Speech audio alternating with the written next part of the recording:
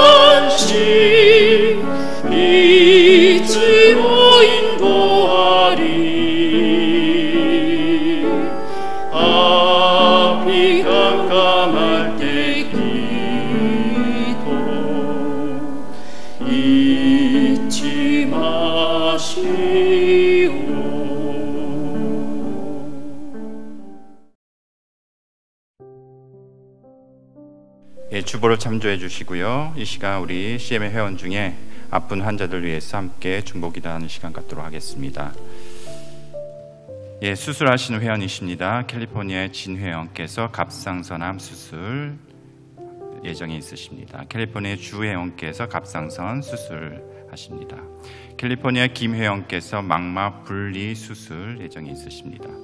콜로라도의 플레밍 회원께서 지스트암, 위장관의 근육층에 생기는 암으로서 치료 중이시며 갑상선 결절 수술 앞두고 있습니다.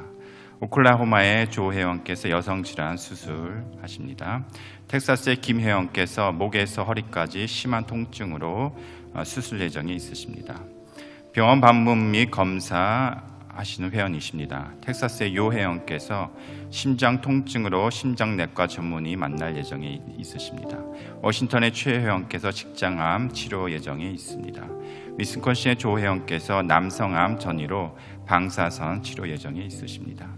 치료 중 또는 치료 후 회복 중이신 회원이십니다. 엘라베마의 김 회원께서 스트랩드로우 폐혈성 인두염 치료 중에 있으십니다. 캘리포니아의 김 회원께서 우측 외이도염 오른쪽 눈 유리체 뒷면 박리 치료 중에 있으십니다. 뉴욕의 이 회원께서 어지러움증으로 응급실 방문하셨습니다. 텍사스의 정 회원께서 코비드-19 치료 중에 있으십니다. 텍사스의 김 회원께서 기관지염 치료 중에 있으십니다.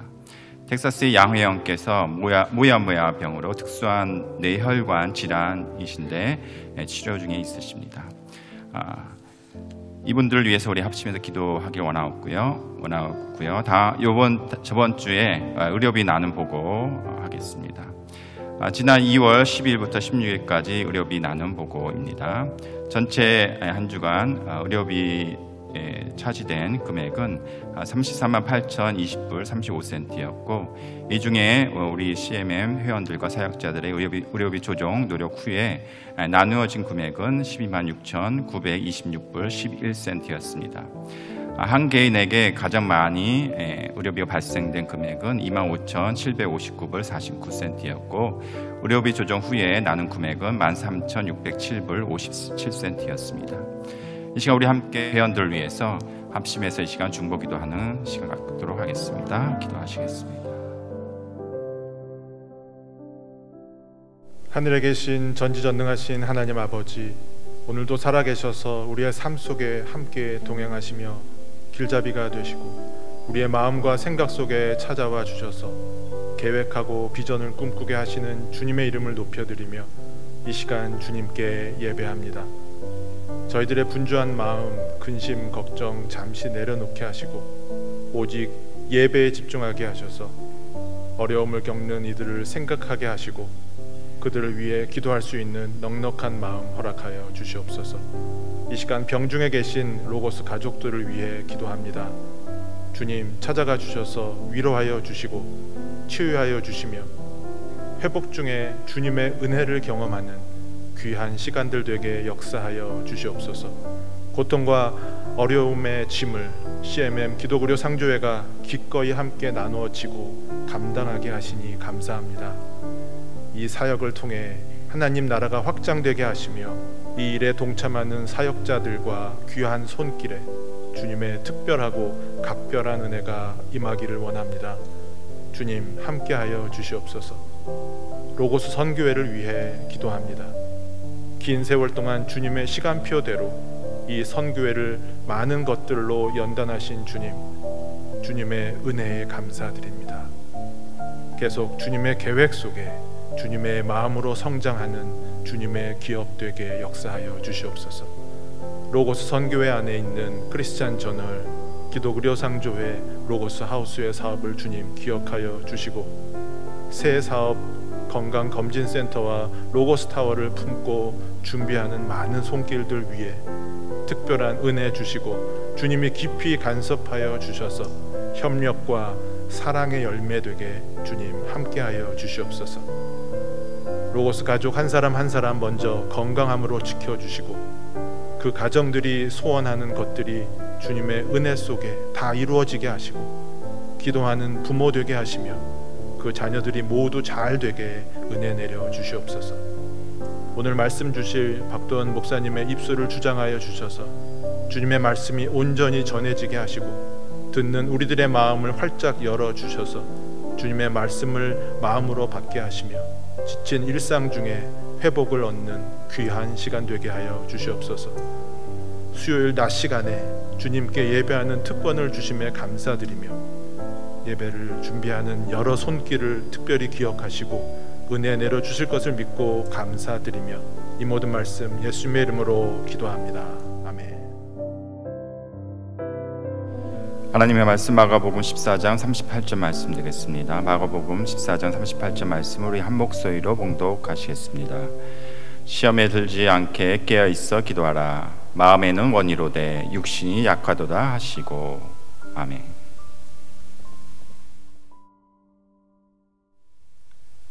오늘 이 본문을 이제 다 보았으면 좋겠는데 시간상으로 한 절만 보았습니다. 마가복음 14장 전체적인 이 내용을 우리가 기회가 있으신 대로 살펴보시면 좋겠습니다. 이 마가복음 14장을 전반적으로 이렇게 보면은요, 거기에 그 제자들과 따르는 사람들의 그 모습을 우리가 볼 수 있는데, 거기에서 두 가지 관심사를 볼 수가 있습니다. 그래서 이 내용을 자세히 살펴보면은 이 두 관심사는 전혀 다른 입장에서 예수님을 보는 그런 모습을 여기서 보는데, 대충 이 14장을 보면은 우선 예수님께서 그 죽임을 당할 수밖에 없는 그러한 그 상황을 알게 됩니다.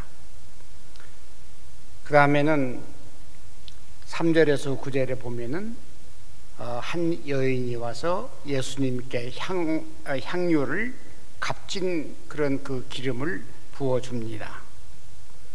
그리고 또 나가서는 6월절의 그 행사 또는 그 마지막 만찬, 그리고 베드로가 부인하는 사건, 또 겟세마네에서 기도하시는 그 모습,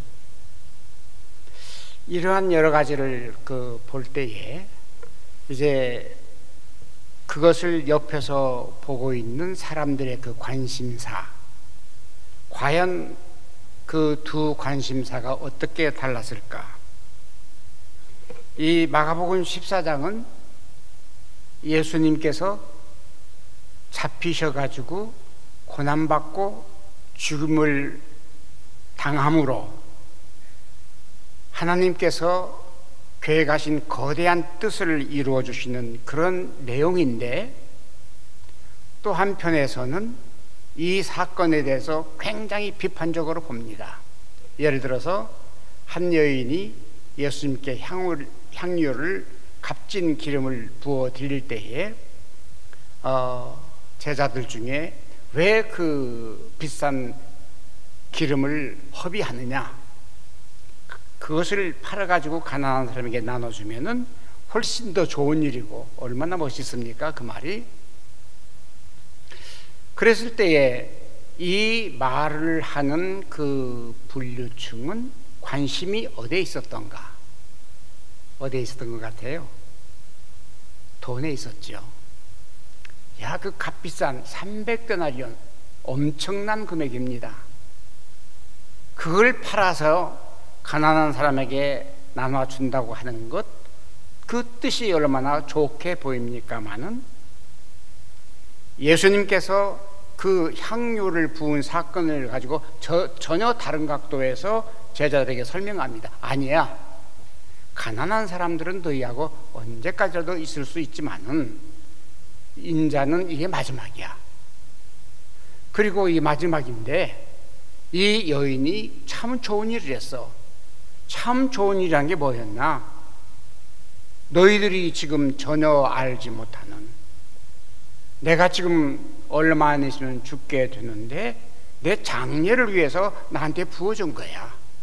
다시 말해서 이 여인은 비록 얼마나 지식이 있었는지 알 수 없지만은 예수님의 죽으신다고 하는 그 궁극적인 목적 결과를 바라보게 된 것입니다. 그러나 3년씩이나 따라다녔다고 하는 이 제자들 중에는 그 사건을 보고 아하, 저거 팔아서 돈 벌려면 얼마나 좋을까? 우리가 가난한데. 이러한 두 가지 관심사가 거기에 보입니다. 그리고 또 예수님께서 이제 6월절에 그 6월절 마지막 그야말로 이제 디너를 같이 이 제자들하고 하게 됩니다. 이 마지막 하는 이 디너, 만찬, 이거를 암시하는 거에 대해서 한쪽에서는 이제 우리가 이 만찬을 끝나고 나면은 우리 예수님이 예루살렘에 올라가서 임금이 되고 우리 제자들은 거기에 좌우편에 앉아있는 정성들이 될 것이다 라고 하는 관심, 또한 이 가룟 유다 입장에서는 저 예수를 팔면 내가 돈을 벌 거야 라고 하는 관심. 그러나 예수님의 궁극적이고 그 목적이 전혀 이 제자들로는 다릅니다. 아니야, 너희들은 그렇게 생각할지 몰라도 나는 오늘 이 만찬으로 말미암아 끝이야. 이후로는 너희와 다시 이렇게 만찬을 가질 수 있는 그러한 기회도 없고 세상에서 나는 포도주를 마실 만한 그런 기회도 없어. 마지막이야, 마지막이야. 이렇게 마지막을 경고하는데도 제자들은 전혀 관심이 따로 있습니다.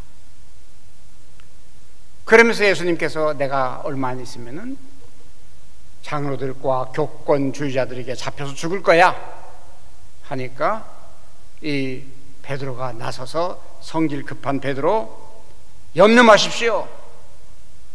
나에게 칼이 있고 우리에게 무기가 있습니다. 전혀 다른 관심. 하나님의 뜻을 이루기 위해서는 예수님은 십자가에 못 박혀 죽어야 됩니다. 이러한 그 궁극적인 목적을 우리 예수님은 절차 순서대로 걸어가시는데, 수제자라고 했던 믿을 만한 제자들을 비롯해서 모든 제자들이 예수님과의 관심이 완전히 분리가 된 상태였습니다. 그리고는 이 예수님께서 말씀하십니다. 이제 얼마 안 있으면 너희들이 나를 다 버릴 거야. 스가랴서 13장 7절에 있는 말씀을 이루시는 말씀입니다. 한 사람이 목자를 치매 양들이 다 흩어지리라 라고 하는 그 스가랴 예언을 예수님께서 인용하시면서 너희들이 얼마 안 있으면 다 흩어질 것이라고 이렇게 말씀을 하십니다. 예수님은 흩어져야만 했고 제자들이, 그리고 예수님은 그 흩어진 상태에서 십자가를 지고 못 박혀 죽는 것이 예수님의 최대의 그 순간의 관심이었고 목적이었습니다만은 베드로는 안 됩니다. 그럴 리가 없습니다. 이 모든 사람들이 다 버릴지라도 나는 버리지 않습니다. 아마 벌벌 떨면서 예수님을 붙잡고 가냈을 것입니다. 이유가 무엇입니까? 관심은 예루살렘에 올라가서 왕이 되겠다고 하는 그러한 기대와 그런 관심과 그런 꿈을 가지고 예수님을 바라보게 된 것입니다. 우리의 사역이라는 게 그렇습니다. 시간이 많이 가서 길게 말씀 못 드립니다만은, 저는 이번에 저 일을 이렇게 하면서 곰곰이 생각해 봅니다. 너 나이 몇이야 도대체? 왜 이런 일을 시작하는 거야? 무엇 때문에 하는 거야? 누구를 위해서 종을 울리는 거야? 속된 말로 이렇게 생각도 해봅니다. 이거는 아직까지 제가 예수님의 그 궁극적인 목적과 궁극적인 그 뜻을, 관심을 제가 이해하지 못할 때는 저는 그렇게 질문할 수밖에 없습니다. 그러나 사역이라는 게 무엇입니까? 일반 직장은 돈 벌고 그리고 먹고 살기 위해서 한다고 하면은, 우리 사역이라고 하는 것은 궁극적으로 우리 주님의 죽음의 길을 따르는, 그래서 예수님과 함께 정말 죽을 수 있는 그것이 이 우리의 사역이라고 저는 믿습니다.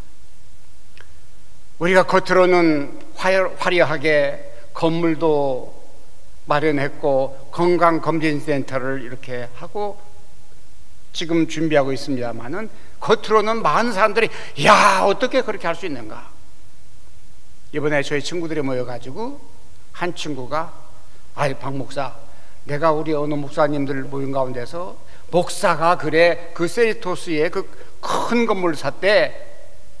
그러니까 목사가 그래? 야, 대단하다.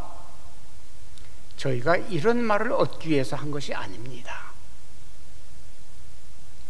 이것마저도 우리가 그간 모았던 작은 부스러기 하나하나를, 작은 조각 하나하나를 쌓게 되었는데, 이것마저 녹이고 그리고 태워서 우리 주님의 뜻을 이루고자 하는 거기에 목적이 있음을 우리는 분명히 해야 됩니다.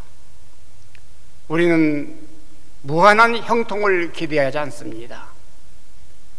무한한 복을 우리가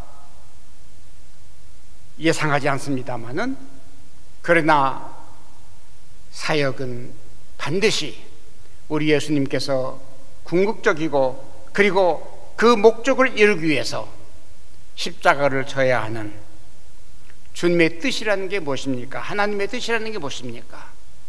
정말 애달프고 어린 양을 죽여서 만인을 위해서 속죄의 제물로 드리는, 이걸 바꿔 말한다면은 우리의 자녀, 정말 귀여운 내 자녀를 죽여가지고 남을 위해서 희생시킨다면 가능하겠는가 이 말입니다. 그러나 하나님의 뜻이라고 하는 것은 기어이 골고다에서 자기 독생자를 십자가에 못 박혀 죽음으로 인해서 그 뜻을 성취하는 것이 주님의 뜻이었습니다. 오늘 이 본문 말씀에 보면은 여러 가지 그 내용들을 우리가 살펴볼 수 있는데, 결국은 예수님과 그리고 이 제자들 사이에 그 여러 가지 이 거리 때문에 제자들은 다 흩어지고, 수제자라고 믿었던 이 베드로는 예수님을 부인하다 못해 저주까지 하면서 나는 그런 인간 몰라 이렇게 하면서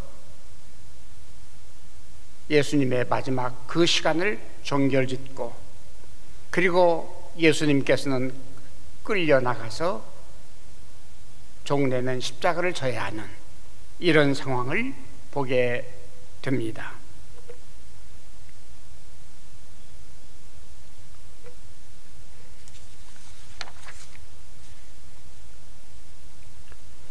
어느 신학자가 기도가 무엇인가 이렇게 질문하고 거기에 답을 찾기를 기도는 궁극적인 관심이라고 했습니다.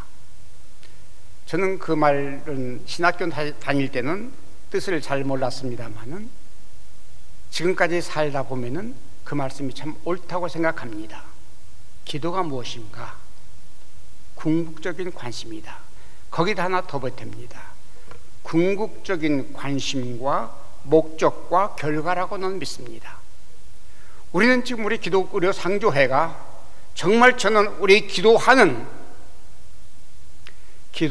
말로 끝나는 것이 아니라 그 말이죠.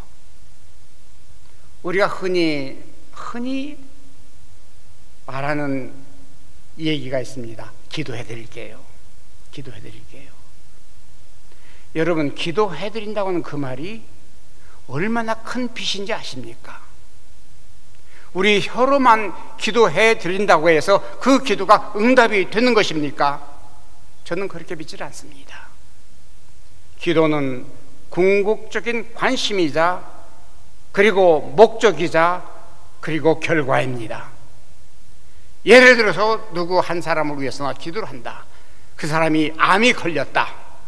그랬을 때는 그 암 낫기를 위해서 우리가 기도해야지요. 그런데 그 암 낫는다고 하는 것이 그냥 우리가 허공에 날리는 그 소리로만 가능합니까? 치료를 하면은 의료비가 필요합니다. 그리고 의료비가 필요하지만은 그 이외에 아무리 세상에 돈이 많다 하더라도 그 병을 고칠 수 있는 것은 아니기 때문에 우리는 더욱더 하나님 앞에 그 결과를 위해서 기도를 하고 있습니다. 그래서 우리 사역은 정말 기도하는 이러한 단체라고 저는 자부할 수가 있습니다. 한 사람을 위해서 우리가 기도할 때에, 오늘도 우리가 환자들을 위해서 기도했습니다만 기도에 그치지는 않습니다. 우리가 할 수 있는 대로 모든 의료비를 나누고, 그리고 나눈 것과 동시에 그 의료비 돈으로만 해결할 수 없는 질병일지라도 우리 하나님의 그 거룩하신 은혜와 하나님의 그 권능의 광채로 그 모든 질병을 녹여 주실 것을 간구합니다. 뿐만 아니라 우리 여러분들이 함께 기도하듯이 가능하면은 의사의 손길까지 우리는 위해서 기도합니다. 저는 우리 예배 때마다 환자들을 위해서 기도한다고 하는 것 정말 감사한 일입니다. 여기에는 한 신학자가 말했듯이 궁극적인 우리의 관심이 있습니다. 암 환자가 발생했으면 그 암 환자를 위해서 기도합니다. 암 환자가 돈이 필요하면 돈으로 우리가 지원을 합니다.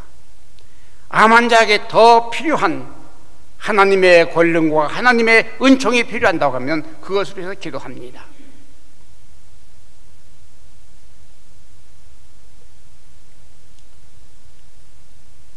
우리 사역을 위해 기도할 일이 너무나 많습니다. 물론 여러분들이 많이 기도해 주셔서 여기까지 온 건 사실입니다만, 지금 가장 크게 앞으로 보여지는 것이 아까 우리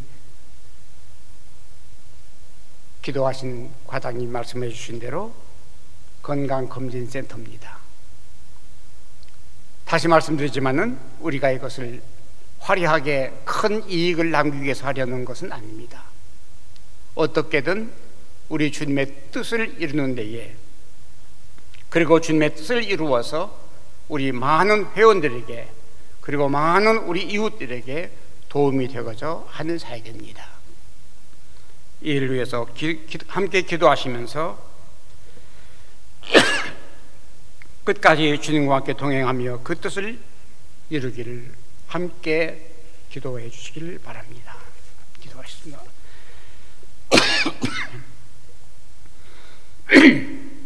걸어가신 주님 감사합니다. 오늘도 우리에게 기도할 수 있는 시간 주신 것을 감사합니다.